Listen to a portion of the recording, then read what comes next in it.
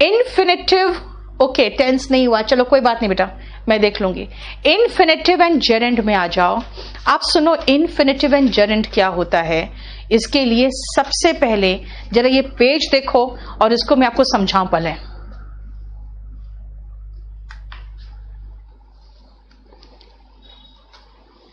Anushka, zoom में बेटा अभी हम लोग का स्पोकन का क्लास चलना था, जो केडी लाइव वालों ने अभी तक हमें कंप्लीट करके दे ही नहीं पाए।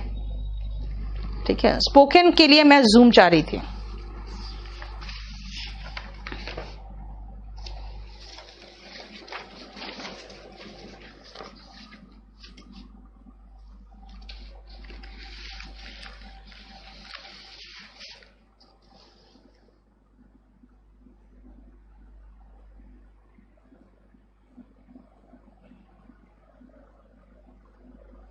सुमित क्या करे बेटा, यहां तो 3 घंटा पढ़ाते हैं ऑनलाइन, लेकिन ज्यादा क्लास लेना पड़ता है।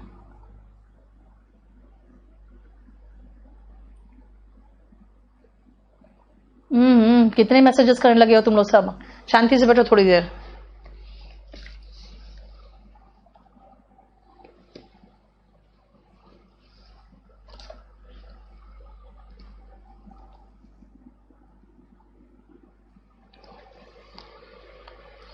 जल्दी फिनिश करो, पहले रीड करो।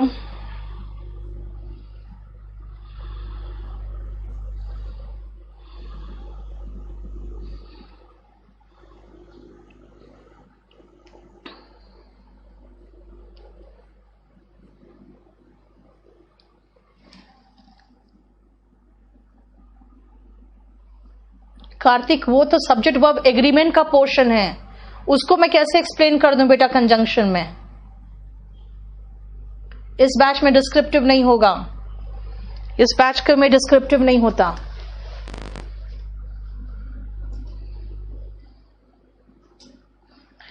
प्रेपोजिशन के बाद V1 ING इसलिए आता है क्योंकि प्रेपोजिशन के बाद हम जेरेंड लगाते हैं। We need a noun there.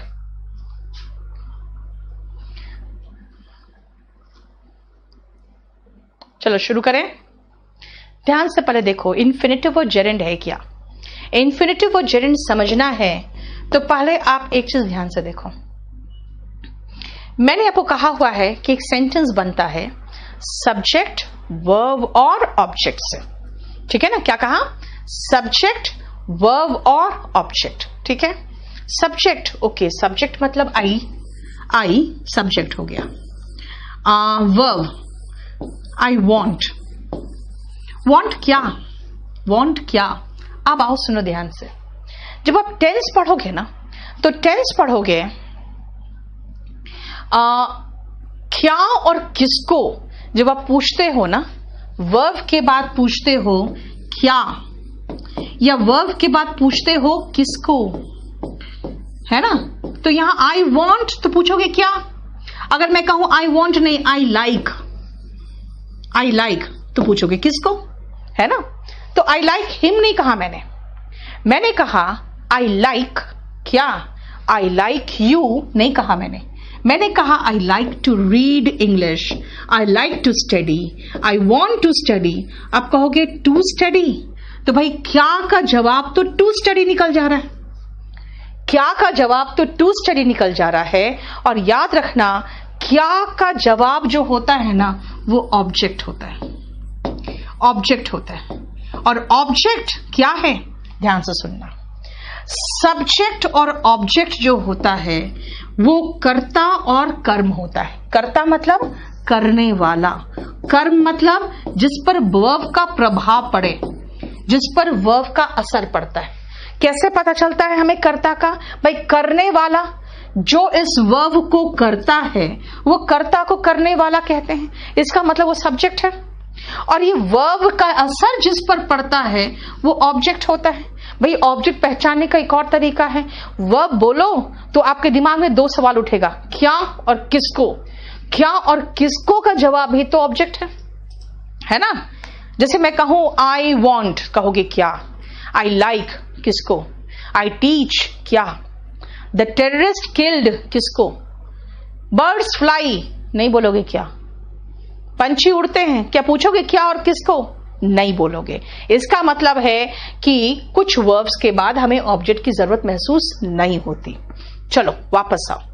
अगर ऑब्जेक्ट की जरूरत महसूस होती है, अगर सब्जेक्ट है वाक्य में, एक्टिव वॉइस में तो होगा ही होगा, तो सब्जेक्ट और ऑब्जेक्ट के प्लेस पे हम सिर्फ नाउन लगाते हैं और नाउन के स्थान में आने वाले शब्दों को प्रोनाउन कहते हैं।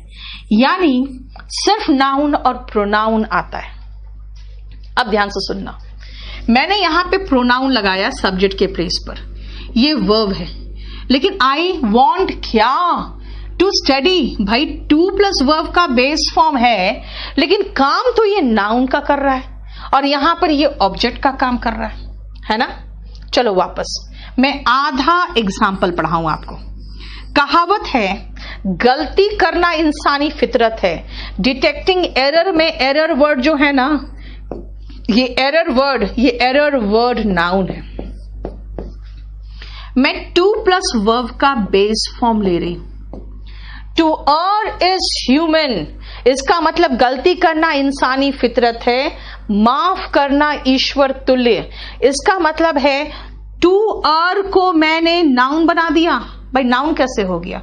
वर्ब के पहले आ रहा है ना और सब्जेक्ट के प्लेस पे आ रहा है, और मैं यहां कह रही हूं सब्जेक्ट और ऑब्जेक्ट के प्लेस पे नाउन या प्रोनाउन आता है। भाई प्रोनाउन हम पहचानते हैं, he, she, it, I, we, they, you, बस। लेकिन नाउन तो भाई बाकी जितने बच गए कोई भी नाउन है। नाउन बनाने का एक और तरीका है टू प्लस वर्ब का बेस फॉर्म। मैं इस एग्जाम्पल में देख रही हूं ऑब्जेक्ट के प्लेस पे, इस एग्जाम्पल पे देख रही हूं सब्जेक्ट के प्लेस पर, और मैं कह रही हूं नाउन या प्रोनाउन जो आता है वो सब्जेक्ट और ऑब्जेक्ट के प्लेस पे आता है। यानी अगर ये प्रोनाउन नहीं है तो बच गया नाउन। दिस मीन्स जो टू err है और टू स्टडी है वो नाउन है, और इन्फिनिटिव यही तो है टू प्लस वर्ब का बेस फॉर्म। यही तो है टू प्लस वर्ब का बेस फॉर्म। यानी इन्फिनिटिव है तो वर्ब का बेस फॉर्म, लेकिन टू के साथ मिलके ये तो नाउन का काम कर रहा है। जरा देखो तो, है तो वर्ब का बेस फॉर्म, लेकिन टू के साथ मिलके ये नाउन का काम कर रहा है। ठीक है? यस मनीषा, वॉट और हुम का आंसर जो देता है वही तो ऑब्जेक्ट है। ठीक है? यस अनुष्का, समझ में आ गया आप लोग को? क्लियर? बोलो कोई प्रॉब्लम? देखो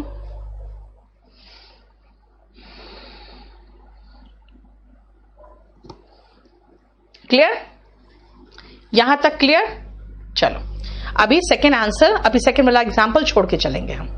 ठीक है? नेक्स्ट पेज सुनो ध्यान से, जरा इसको बोलो, देखो एक बार।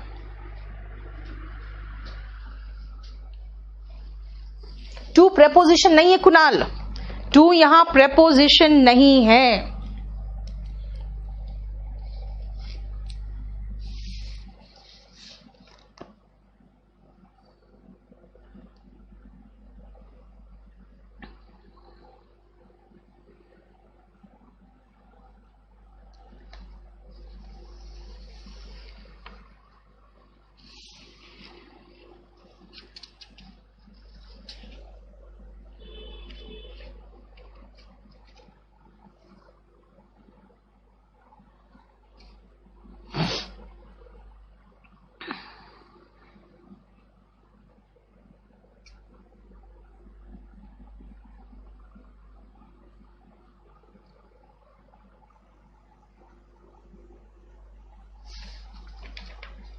हो गया? देखो ध्यान से सुनना फिर से। स्विमिंग, भाई मैंने अभी कहा नाउन और सब्जेक्ट और ऑब्जेक्ट के प्लेस पे, सब्जेक्ट और ऑब्जेक्ट के प्लेस पर नाउन का प्रयोग होता है, नहीं तो प्रोनाउन का प्रयोग होता है। सब्जेक्ट और ऑब्जेक्ट के प्लेस पर नाउन का प्रयोग होता है, नहीं तो प्रोनाउन का प्रयोग होता है। ठीक है ना? मैंने यही सिखाया आप लोग को। अब फिर से वापस सोचो, नाउन का नहीं तो प्रोनाउन का। प्रोनाउन तो है ही नहीं यहां पे, ही शी इट नेम सिंगुलर तो है नहीं, तो बच गया नाउन। इसका मतलब है भाई ये जो स्विमिंग है ये भी तो नाउन है। और स्मोकिंग वर्ब के बाद प्रोहिबिट क्या और कौन एक्सरसाइज से अच्छा सब्जेक्ट, ये वर्ब इसके लिए आया। इसका मतलब है कि अगेन ये V1 ING, this means gerund V1 plus ING भी नाउन का काम कर रहा है। और इन्फिनिटिव भी हमने देख लिया नाउन का काम कर रहा है। कैसे पता नाउन का काम कर रहा है भाई, ये सब्जेक्ट और ऑब्जेक्ट के प्लेस पे आ रहा है तो नाउन का तो काम कर ही रहा है। कुणाल थोड़ा सा रुको ना यार, कितना पूछने लगते हो, फटाफट रुको, थोड़ा सा समझो पहले। अब आओ मैं आपको टोटली कंफ्यूज करूं, ध्यान से सुनना। आई वॉन्ट क्या, टू स्टडी, बस इतना देखे पहले। I want to study, okay. Want यहां वर्ब है, वर्ब ऑब्जेक्ट लेता है, भाई ये नाउन है, ये ऑब्जेक्ट लिया है ना, ये नाउन है। इसका मतलब है verb is followed by object. Verb object लेता है, यहां बिल्कुल इसने वर्ब ने क्या किया है, यहां पे वर्ब ने बिल्कुल इस नाउन को लिया है ऑब्जेक्ट के रूप में, यानी ये ऑब्जेक्ट है। फाइन, चलो हो गया मेरा काम खत्म। I want to study, I want to study का मतलब हो गया कि यहां पे जो वर्ब है वॉन्ट, उसने ऑब्जेक्ट लिया है टू स्टडी। इसका मतलब बिल्कुल सही है कि ऑब्जेक्ट है टू स्टडी। अब आ गया सबसे बड़ा पंगा, ध्यान से सुनना। क्या टू स्टडी क्या, इंग्लिश। अरे आई वॉन्ट क्या, टू स्टडी, टू स्टडी क्या, इंग्लिश। आप कहोगे अभी आपने कहा था क्या और किसको का जवाब ऑब्जेक्ट होता है। ओके, क्या और किसको का जवाब ऑब्जेक्ट होता है, यानी इंग्लिश ऑब्जेक्ट है। अगर इंग्लिश ऑब्जेक्ट है तो इंग्लिश के लिए वर्ब तो स्टडी है। अभी आप इधर से देख के कहे हो मुझे कि टू स्टडी ऑब्जेक्ट है, मैं जब इधर से देख रहा हूं तो मुझे स्टडी वर्ब नजर आ रहा है, क्योंकि स्टडी के बाद क्वेश्चन उठ रहा है क्या। मैंने कहा था ना कि वर्ब के बाद जो सवाल उठता है क्या, वर्ब के बाद जो सवाल उठता है क्या और किसको, वही ऑब्जेक्ट होता है। भाई सवाल इंग्लिश का सवाल उठ रहा है यहां से, स्टडी क्या, ये स्टडी तो वर्ब महसूस हो रहा है हमें। कंफ्यूजन पूरा क्रिएट हो गया। कैसे देखो, want is a verb, is followed by an object, हो गया ऑब्जेक्ट। लेकिन but like a verb is followed by an object, लो यहीं पर पंगा नहीं है, यहां भी पंगा है। देखो we avoid क्या, कटिंग, ओके। अवॉइड वर्ब है तो कटिंग हमने ऑब्जेक्ट मान के रख लिया, लेकिन कटिंग से तो मेरा मतलब ही नहीं निकल पा रहा है पूरा कंप्लीट। मेरा पूरा कंप्लीट मतलब तब निकल रहा है जब मैं ट्रीज लगा रही हूं। लेकिन अगर मैं कहूंगी आई अवॉइड क्या, कटिंग, कटिंग क्या, ट्रीज। जब हम ट्रीज बोल रहे हैं तो मुझे वर्ब कटिंग महसूस हो रहा है। भाई इधर से देख रहे हैं तो मुझे नाउन लग रहा है, इधर से देख रही हूं तो मुझे वर्ब लग रहा है, तभी तो मैं टोटली कंफ्यूज्ड हूं। भाई ये नाउन है कि वर्ब है, यही तो प्रॉब्लम है। Gerund and infinitives are nouns but still having the character of verbs, यानी वर्ब की तरह ही हम इसके बाद ऑब्जेक्ट लगा पा रहे हैं। हमेशा हम ऑब्जेक्ट तब लगाते हैं जब हम वर्ब लिखते हैं। तो आई टीच क्या, इंग्लिश। इंग्लिश ऑब्जेक्ट कब लगाया मैंने, जब मैंने वर्ब लिखा तब, यानी वर्ब के बाद ऑब्जेक्ट आता है, वर्ब के बाद ऑब्जेक्ट आता है। और यहां पे क्या हो गया, यहां पे पंगा हुआ मेरा कि इसका जो ऑब्जेक्ट है उसके लिए मुझे ये लग रहा है वर्ब। भाई बोलोगे मेन वर्ब तो ये है मैम, क्योंकि आप अवॉइड का अवॉइडेड कर सकते हो, आई विल अवॉइड कर सकते हो, और मेन वर्ब ही तो होता है जिसका टेंस चेंज होता है। ओके, अगर ये मेन वर्ब है तो फिर ये क्या है, तो भाई ये मेन वर्ब है तो ये नाउन है। ओके, ये नाउन है तो फिर ये क्या है, ओके ये ऑब्जेक्ट है तो फिर ये क्या है, भाई ये वर्ब लग रहा है। टोटल कंफ्यूजन हो गया, ठीक है। इसीलिए नेक्स्ट आओ और इस पेज को पहले ध्यान से पढ़ो।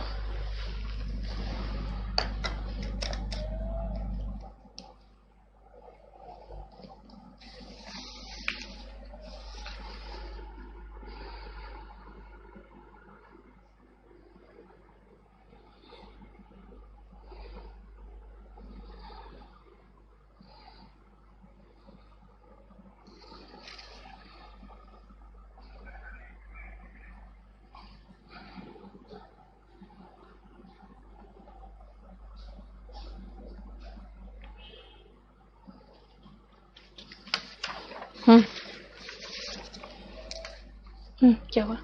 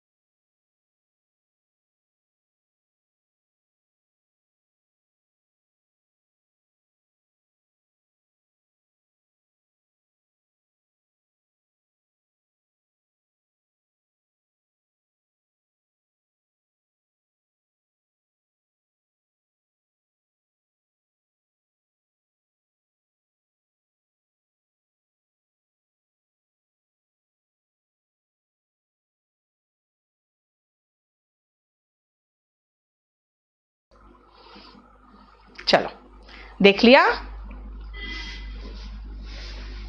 तरुण, तुम जो है ना अपोजिशन की बात कर रहे हो, ये वर्ड में यूज नहीं कर रही हूं, चलो यूज कर दूंगी मैं। यस, सब्जेक्ट पार्शियल नहीं बेटा, फुल नाउन का काम करता है। ठीक है, फुल नाउन का काम कर रहा है। प्री का भी मीन्स का नहीं, मीन्स डिस्क्रिप्टिव होता है। UP, Rajasthan, MP. सबको बोलो इंक्वायरी नोट करके रखेगा, मैसेज करवा दूंगी। आप सुनो बेटा, ध्यान से सुनना। इन्फिनिटिव 2 प्लस वर्ब का बेस फॉर्म है ना, और जेरेंड V1 ING। क्या है ये नाउन है, लेकिन वो वर्ब के क्वालिटीज को रिटेन करता है, जो मैंने अभी सिखा दिया आपको।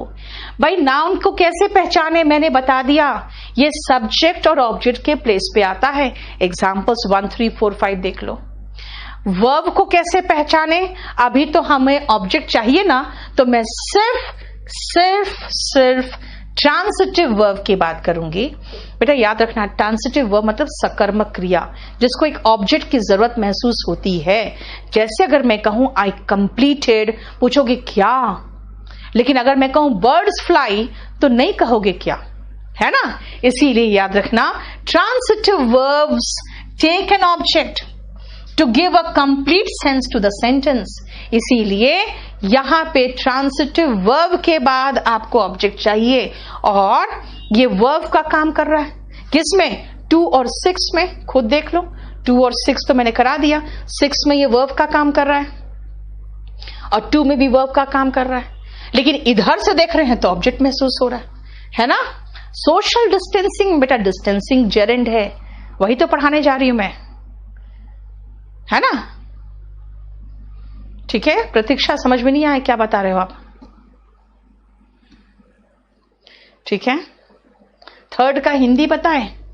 इसका मतलब है गलती करना इंसानी फितरत है, माफ करना ईश्वर तुल्य। ठीक है, ऐसे कहते हैं माफ करने वाला बहुत बड़ा होता है। यस, इज टू सी यहां पे देख लो, इन्फिनिटिव का काम कर रहा है धीरज। ठीक है,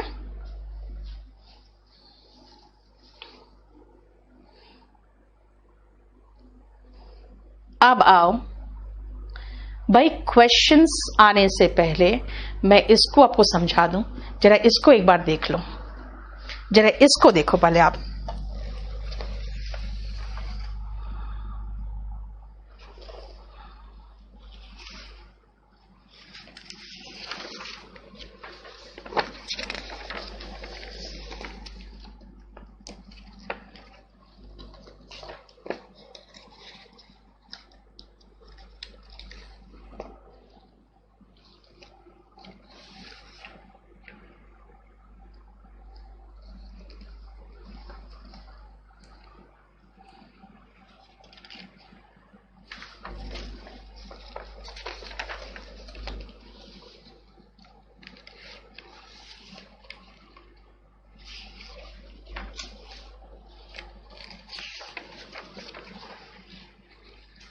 जल्दी देखो, उसके बाद इसको मुझे समझाना जरूरी है।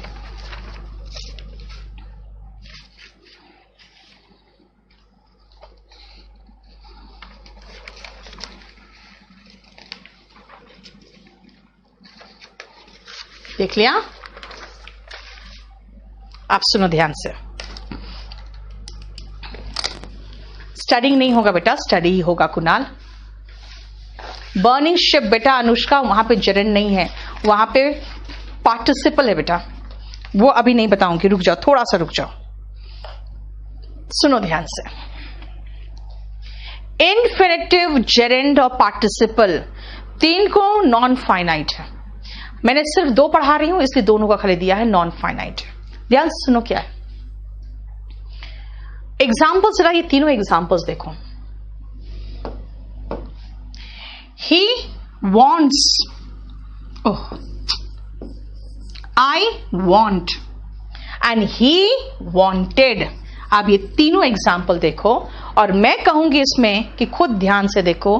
आई के साथ वॉन्ट है, ही के साथ तो भाई SES लगता है, सबको पता होना चाहिए।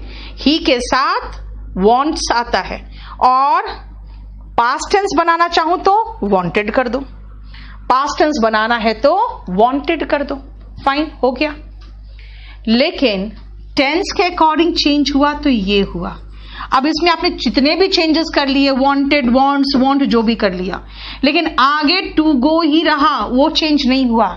ध्यान से देखो, इसको कहते हैं फाइनाइट वर्ब। क्या है? Finite verb changes according to tense and person. Finite verb जो होता है वो टेंस और पर्सन के अनुसार परिवर्तित होता है, लेकिन non finite verb by tense और पर्सन के अकॉर्डिंग परिवर्तित नहीं हुआ। देखो ध्यान से, ठीक है? इसका मतलब बोलो, to walk is a good exercise नहीं होता बेटा, walking is a good exercise होता है। टू फाइंड फॉल्ट ठीक है, ठीक है, लेकिन फाइंडिंग फॉल्ट इज बेटर। चलो अब ध्यान से सुनो, अभी क्वेश्चंस में मत आओ, क्वेश्चंस नहीं करा पाऊंगी अभी मैं कह रही हूं इसको हमने फाइनाइट वर्ब क्यों कहा। फाइनाइट वर्ब्स क्या होते हैं, सुनो ध्यान से। The verbs that change according to tense and person are called finite verbs, और नॉन फाइनाइट वर्ब्स क्या होते हैं? That does not change according to tense and person. यानी हमें जो पढ़ना है, हमें बोलोगे मैम ये, तो बेटा ये टेंस में पढ़ोगे, ये इसमें कोई टेंस लगता ही नहीं, इसीलिए अभी खत्म कर लेते हैं। क्लियर? आगे देखो नेक्स्ट पेज। अब एक एक एग्जाम्पल्स कराऊंगी। अच्छा एक बात मुझे बता दो जरा फटाफट, हम लोग वो कैब में कहां थे? हम लोग वो कैब में कहां थे, ये मुझे बता दो।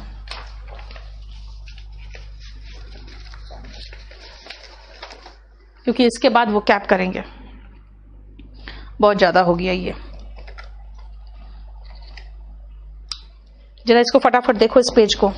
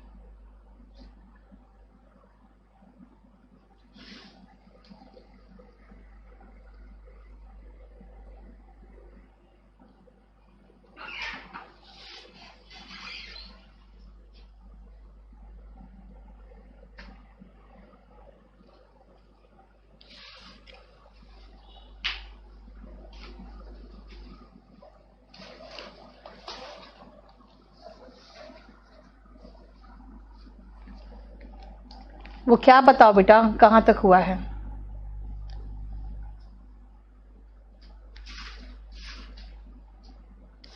आपका कोई भी चैप्टर में कुछ भी नहीं छोड़ूंगी, ध्यान रखना।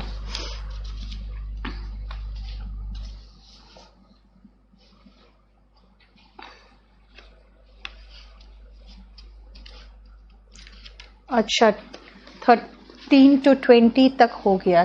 अच्छा ठीक है, ओके। क्या में तो ये खत्म हो गया आप लोग का, फिर मैं क्या करूं आज आप लोग का।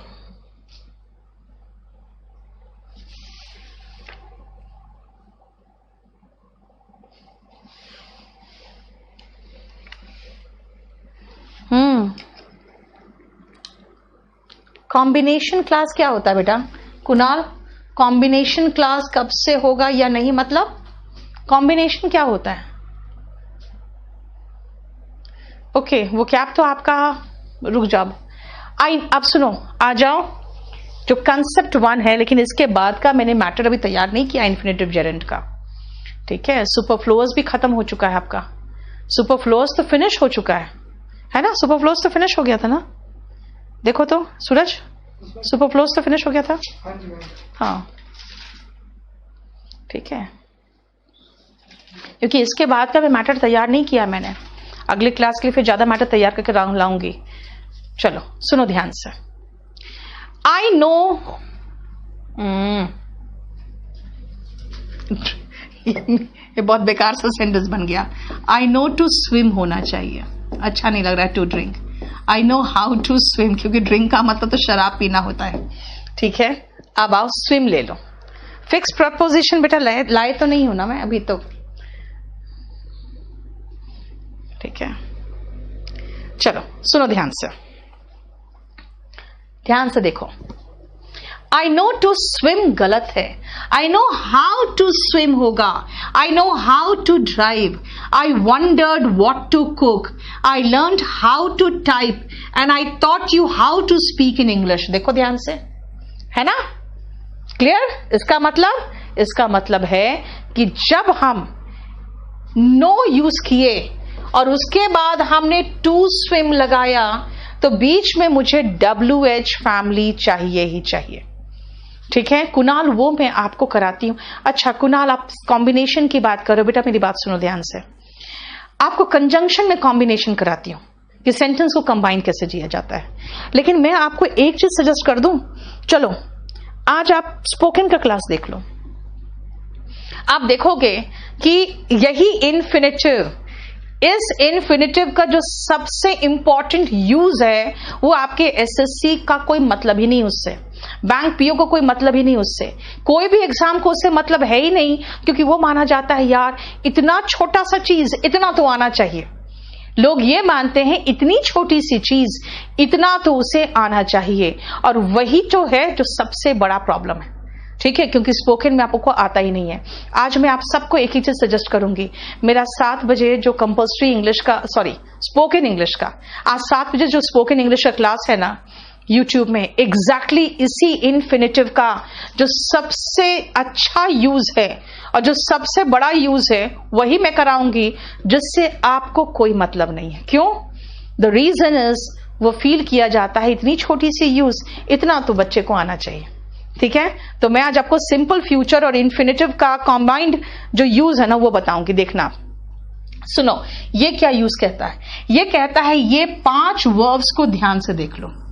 अगर ये 5 वर्ब मेन वर्ब के स्थान पर आ जाए और उसके बाद आपको एक इन्फिनेटिव दिखाई दे जाए तो बीच में WH फैमिली जरूर आना चाहिए, है ना।